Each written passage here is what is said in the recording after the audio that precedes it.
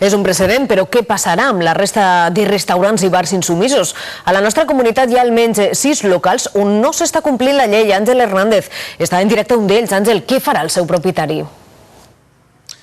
En este bar de València es va complir la llei antitabac durant els 5 primers dies d'aplicació, però el dia 7 de gener el seu propietari va decidir penjar este cartell en què d'alguna forma autoritzava als clients a entrar, consumir el que és habitual i poder fumar, perquè diu el gerent que durant aquests dies d'aplicació de la llei la facturació va baixar fins a un 60%. Rodrigo, després del que ha passat a Marbella, ¿vostè va replantejar-se seguir amb aquesta actitud, amb esta política? No, no me voy a replantear nada. Voy a seguir como sigo hasta ahora. Yo dejaré de fumar aquí a todo, porque nosotros no somos delincuentes ni hemos hecho nada en contra de nada. Nosotros simplemente miramos por nuestro negocio y por el bien de nuestros trabajadores, simplemente eso. Si a vostè li tanquen el local, què farà?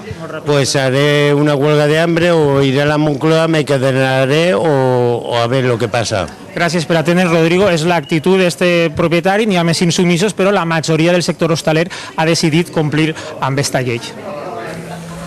Luis és fumador de tota la vida, però també és iaio.